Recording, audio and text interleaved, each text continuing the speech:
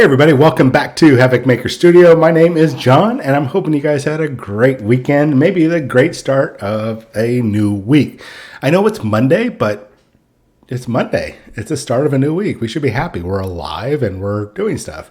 And if you're not alive, then that's weird if you're watching this video. I'm not sure how that works, but let's move on before I make this any more awkward and weird.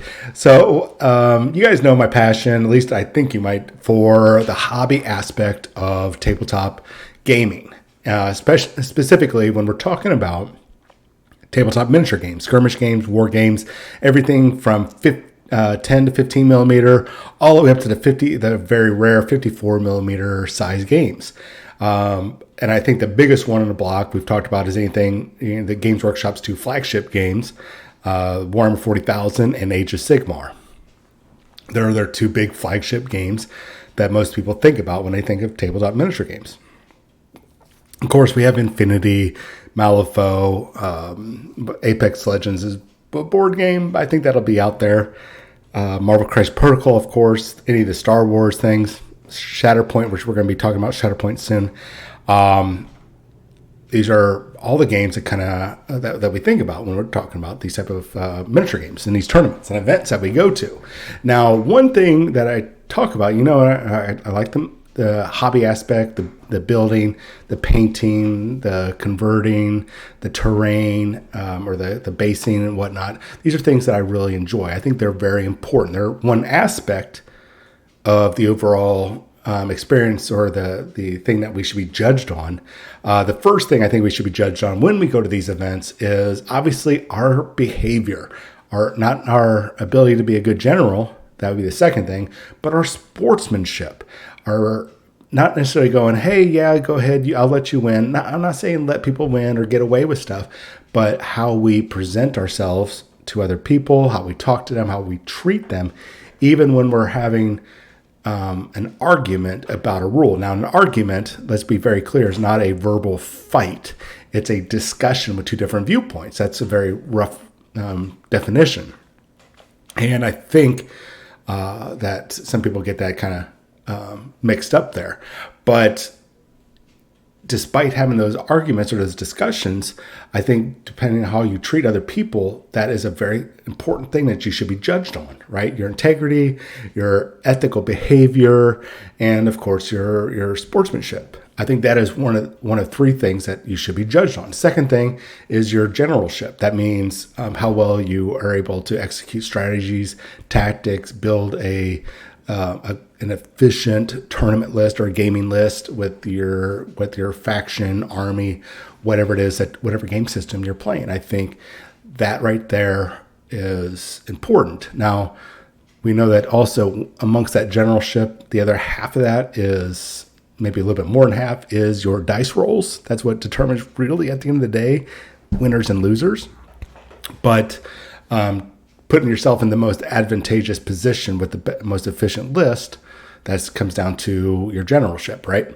Then the final thing, this one's more important to me than maybe you or the other guy, but it is the hobby aspect. That's the painting, the basing, everything, the presentation of your army. And I think that should weigh in on your overall score, which most bigger events now do. And I think that is a good sign.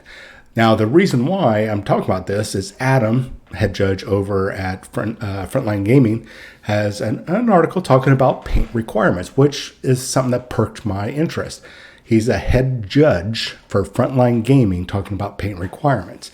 Now, over the years, paint requirements have ebbed and flowed. There was a time Games Workshop was setting the standard going, hey, and I still have yet to find proof. I'm trying to find the old PDF that showed it. We have a 3-color minimum standard. And then it got to a point where we don't have a minimum standard with like the Art Boys tournaments. And then they're back to these new standards where it says, hey, you have to be battle ready. But what does that mean? Nobody knows. Well, except for somebody, I'm pointing to myself here, that did the video breaking down all the different points or the values of how many different paints are in these different models, these examples that Games Workshop shows, and showing that they don't actually have a standard outside of what we show, and I break this down. And it says if a model is battle ready, it means it's ready to play a game with. Battle ready models have their main areas colored. Remember that word, colored, and a simple finish on their bases. A battle ready model should have no bare plastic showing. So, what does colored mean? Well, colored, this is, I think, do you say Queen's English? I think it's Queen's English. Anyways, colored means having color or a, that's singular, certain color, sometimes used in combination. So, as my other video kind of pointed out, that means that Games Workshop requires you to have a model that's colored, so one or more colors, and has to be base. That means you're having a technical, or what they call their technical paints, which is like their texture paints.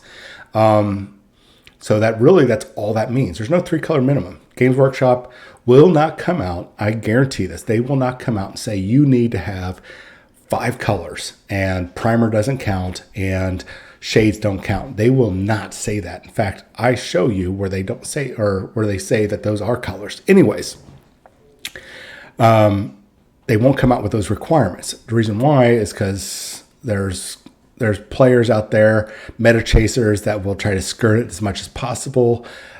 People just won't go to events. People that will misinterpret it, and they're going to try to pick it apart piece by piece, and they do that. They so do that. But why have the requirements? And this is where I do roughly agree with Adam here, is it's to spotlight, highlight, to show off the hobby, the community, and the event slash store. If it's at a weekend event or a weekly event or whatever, or it's at a big event like Warzone Houston or War Games Con, is to show it off, to get more support, to get more people involved, to spend more money and get more money. It's for the overall growth. And that is why we want those requirements, because we want to grow every aspect of this hobby, the game systems, the companies. We want it out there because more is better in this case. Now, one thing I disagree with him on this article, which is kind of a light word salad. It tries to talk about a lot, but it doesn't have a lot of substance to it. Now, one thing I disagree on, and I'll provide proof in a later video. These days, is what Adam writes here. These days, there are actually very few game systems that allow models to be played unpainted in a tournament. Wrong, I believe, and I think, based on what I've found so far. I think it should say these days there are actually very few tournaments that allow models to be played in an event, played unpainted in an event. That is a more accurate description, but I think I understand why he said this. 2 reasons. First is they want to put the onus, the blame, the responsibility for the painting requirement. So anybody that's dissatisfied with that, they want to put it back on the corporation that produced the game system. So in this case, let's say Games Workshop, they want to put on Games Workshop. This is their paint requirements. This is their fault. We're just abiding by it, so they can pass responsibility for that onto somebody else. Understandable. Borderline unethical, maybe. I'll have to think about that. I think the other reason why he's bringing this up, and I'm not going to cover the rest of this article, the 3-color minimum, because it's saying a whole lot, but there's nothing really of value there. My video breaks down 3-color minimum and battle ready in more detail. I think the issue of the other part of this is, and this is the problem I have with this article, especially naming it, paint requirements. It should be FLG talk, and it should be our painting service. And I think that's where this comes in, because they go really kind of an excuse. And I do agree with him when you read the part about professionally painted armies. I think professionally painted armies by other people and winning an award for that, I think that's okay now. For decades, I was against that.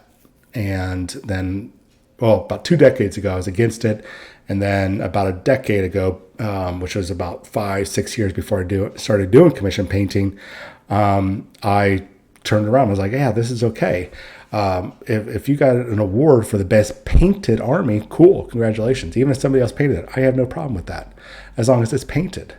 But here is where I kind of take issue. And I think this is the other part of this article that really is the real reason that is kind of a little bit of, I would say, almost fear mongering. Like, hey, if you're going to go to an event and you don't have a painted army, you're in trouble.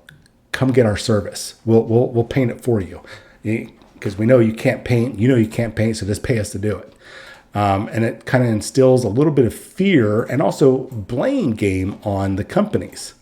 So you go to the link at the end of this very short article, and it takes you to Frontline Gaming Studio, Paint Studio, which they do a very good job. They got some gorgeous models, gorgeous armies.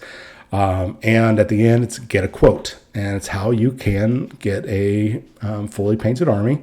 I don't know what the value is. I would have to see the different scaling and whatnot. But, and that's not the issue. That my issue is this article. I think there's some major issues with this. It needs to, it's borderline shady. And I'm not kicking or attacking Adam. I don't think it was intentional, but I think it comes off as shady, what they're doing here. It'd be a little bit more transparent, and then, okay. I mean, if you're trying to sell your services, then sell your services. Don't try to do the blame game or generate fear. Just say, hey, we got this amazing service. This is why we have this service, because we'll talk briefly about paint requirements. Cool, done. But kind of generating this fear and blaming other people, other systems, then that's I think disingenuous is the word. Anyways, let me know what you guys think below. Do you think this? Am I hitting the point here? Am I getting my point across here? Am I right about this? Am I wrong? Does it matter? Am I just making doing a hot take for nothing, or is it kind of on point? Anyways, let me know. So on your way down to those comment section, please hit the subscribe button, like, and if you got to do the thumbs down button, please let me know. Put it in the comments. Hey, this is the reason why I gave you a downvote, or send me a message. I don't care. Let me know. I really appreciate it. Share it out to your friends, and I'll talk to you guys soon. See you later.